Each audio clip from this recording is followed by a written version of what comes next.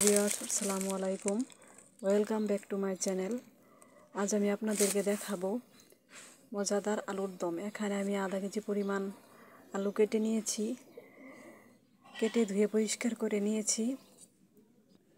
আজ আমি আপনাদের ঘরোয়া উপকরণে খুব সহজেই আমি আলুর দম রান্না করে দেখাবো। আপনারাও ওইভাবে রান্না করে খেয়ে দেখবেন। এখানে আমি চুলায় একটি কড়াই বসিয়ে দিয়েছি। আলুর দম আমি মাটির চুলায় রান্না করব। আসলে আমরা গ্রামের মানুষ বেশিরভাগই মাটির চুলায় রান্না করি। এখানে আমি পরিমাণ মতো তেল দিয়ে দিব। এখানে আমি কড়াইতে পরিমাণ মতো তেল দিয়ে দিলাম। এখন আমি পেঁয়াজ কুচি দিয়ে দিব।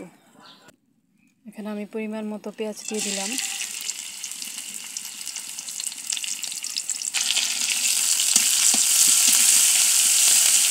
পরিমাণ মতো পেঁয়াজ দিয়ে দিলাম। এখানে আমি 1 চামচ পরিমাণ আদা বাটা, 1 চামচ পরিমাণ রসুন বাটা দিয়ে দিলাম। এখন আমি এগুলো একটু কষিয়ে নেব, একটু ভেজে নেব, যাতে মশলার কাঁচা গন্ধটা না থাকে।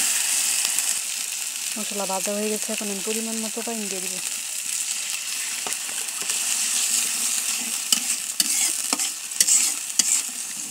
এখন আমি হলুদ মরিচ দিয়ে দিব। এখানে 1 চামচ পরিমাণ লবণ, 1 চামচ পরিমাণ মরিচ, 1 চামচ পরিমাণ ধনে, 1 চামচ পরিমাণ হলুদ গুঁড়ো দিয়ে দিলাম। এখন আমি এগুলো কষিয়ে নেব। এখানে আমি কিন্তু কাঁচামরিচ বাটাও ব্যবহার করব, জিরা বাটাও ব্যবহার করব। এখনও দেই নাই, তবে দিয়ে দিচ্ছি। অল্প পরিমাণে আমি কাঁচামরিচ বাটা দিয়ে দিলাম, আর 1 চামচ পরিমাণে জিরে বাটা দিয়ে দিলাম। এখন আমি এগুলো মশলা সব কিছু কষিয়ে নিব। দেখুন আমার মশলা কষানো হয়ে গেছে। এখন আমি আলুগুলো ঢেলে দিব। আলুগুলো দিয়ে দিলাম।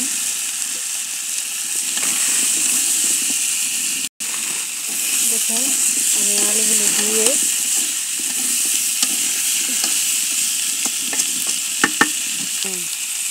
এখন আমি অল্প পরিমাণে পানি দিয়ে দিব আলুগুলো সিদ্ধ হওয়ার জন্য। এখন আমি ঢাকা দিয়ে ঢেকে নিব। ঢাকা দিয়ে রান্না করব 5 মিনিট। লাল কালার দেখুন, এখন আমি একটু নেড়ে দিব, আর একটু কষাবো আমি। আপনারা পারলে আলু সিদ্ধ করে নিতেও পারেন। আমি সিদ্ধ করি নাই, তবে সিদ্ধ করে নিলেই ভালো হয় বেশি। তবু আমি আজকে এইভাবে রান্না করলাম।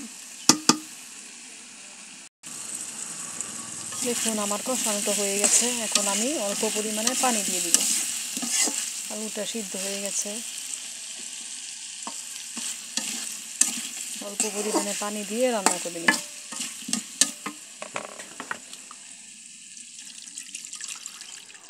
একটু বেশি করে দিলাম, কারণ যেহেতু আমি আলুটা সিদ্ধ করি নাই আগে, এই জন্য।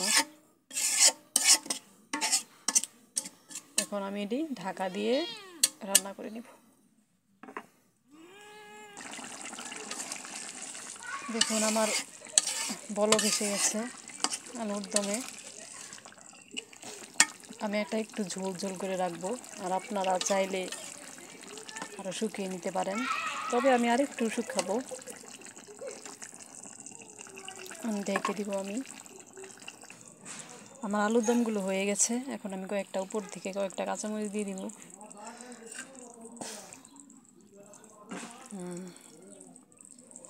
হয়ে গেছে। আমি এরকমই রাখবো, তবে আপনারা চাইলে আরও শুকিয়ে নিতে পারেন, কারণ আলু তো একটু ঝোল টানে আর কি।